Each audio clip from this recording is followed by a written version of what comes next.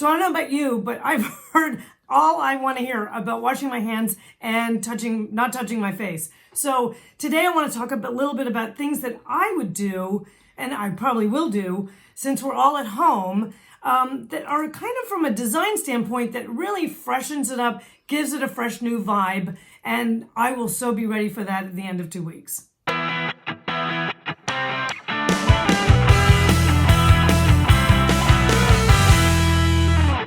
So I know the first thing that I want to do when I'm stuck at home is I want to clean. And there's kind of two levels of cleaning. There's cleaning, and then there's decluttering. And that's a hugely important thing. I know when I'm a designer and I walk into clients' houses and the first thing I see is just stuff sitting everywhere on every counter, it drives me nuts. And that's the first thing that they are gonna have to work on is absolutely editing. So stick with me, I'm gonna show you how to do this because I know you're bored of binging on Netflix. So Marie Kondo has a great system, and she starts with clothes and then she moves on to books and papers. So let's get real about that closet. Your closet is harboring all kinds of stuff that you and I both know you don't need anymore. So it's a really good thing to kind of clear that closet out. That gives you the room to kind of see what you've got, wear the things that you really like and really love, and then recycle them, send them on into the world to someone who will love whatever it is you clear out of that closet. So bag it up, put it down in the garage, or get it ready to donate as soon as we're all able to get out of here.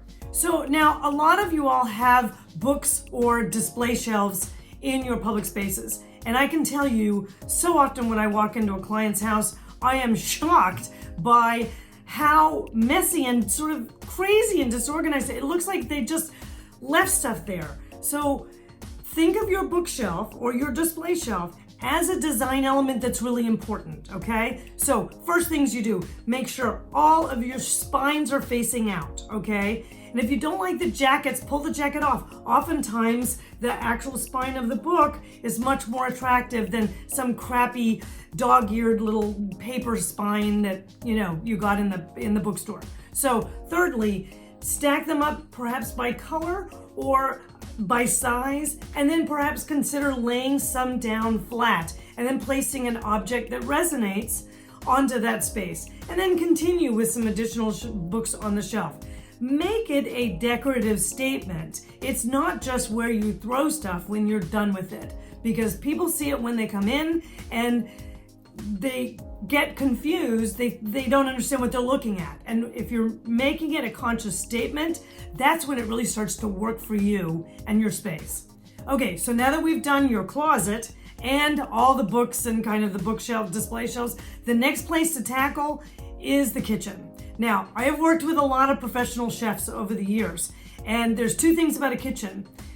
A kitchen is a working space, and so they need space to work, and they need to be able to know where everything is immediately. So if you can walk into your kitchen and you've got 3/4 of your stuff sitting out on that countertop, it is time to reorganize that space. Now, get a little label maker or find a way to be able to label everything and put it in places, put it in drawers, label the drawers, get stuff off the counter so that you have space to be able to work in.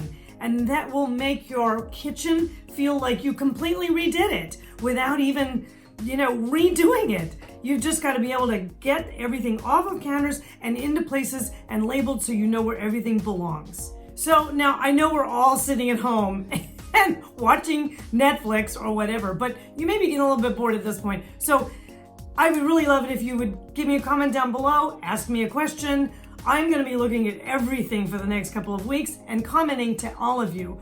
So now we're talking about rearranging your furnishings, okay? This is a perfect time to do it, and it's a great way to see if the space actually benefits from a reorganization or maybe a new perspective, okay? Now, before you go do that, check out this video here, which has the 5 main things that you want to avoid doing when you're doing that. Another thing to look at doing is changing up all your artwork.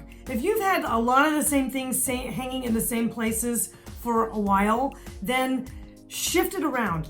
Change photos out in frames, move mirrors around. There's think about doing a gallery collection down a hallway or on a specific wall or something like that. I'm linking some really fabulous frames that you can get online that are all kinds of price points. So take a look at those. Maybe you can frame some things that you haven't had up for a while. Another really great thing to do when we're all home is update your lighting. Oh my God, I cannot tell you how many times I go into a client's home and I'll walk into a room and it'll have 2 lights out, or there's 3 different bulbs, colors in the ceiling. I'm going, what the hell? Does nobody pay any attention to this? So let me just tell you, what you want to do is take a look at all the lighting that you have that's built into your ceilings, okay? If you have LED, you want to change all those lamps out to a 3000 Kelvin, because that'll give everything all an even same tone. Now, you'll get variation in your light quality, both from your daylight windows and from your table lamps that have, regular light bulbs on them. Now, if you're living in a space that does not have LED fixtures in the ceiling, what you want to do is grab a halogen light bulb that is in the warm white condition, and you want to change them all out at the same time. That's the secret, because as they age, they change in color and they start to make things look funky. So if you've already moved all your artwork around, now you want to change all your lighting so that everything is lit well and evenly. Now this next one is really kind of a fun idea. And if you saw this video over here where I talk about trends for 2020 in the spring, you'll know that I've got a thing for peelable wall covering that you can install. And what's great about this is that even if you're living in a rental unit or an apartment or something, you can still install this stuff because it is removable without damaging the walls, which is really fantastic. So if you have a change of heart or if you live in a rental, you can use this. I'm going to link to some great solutions below, but this will absolutely turbocharge the change experience in your space. And listen, since it's spring, one of the best things you can do is plant an herb garden. Now, I love indoor plants, and in particular, I love herb gardens. And this is a perfect opportunity to do an herb garden or even a cutting garden, but old school style, because we can't get our plants mailed to us, basically. So go to do them with seeds. I'm giving you some links down below. You can get great containers. And if you have kids, it's really fun because they get to literally put the seed in the ground, water it, and watch something actually turn into a plant, which is amazing. If you plant an herb garden, they get to eat it, which is even cooler. So if you have an outdoor balcony, you can put the boxes and the containers out there and treat them out there. Or if you have an actual garden, you can, plant them in the garden. But if not, just get them into containers and get them into the house. And that really gives you an experience of what kind of nature does in spaces and what it's like to kind of create nature yourself. So if you're looking for some design inspo, I have some great links down below, but you can check out, there's some great things on Instagram. Of course, my page is at Lisa Holt Design. The Art Digest pages online are amazing and they have fantastic imagery.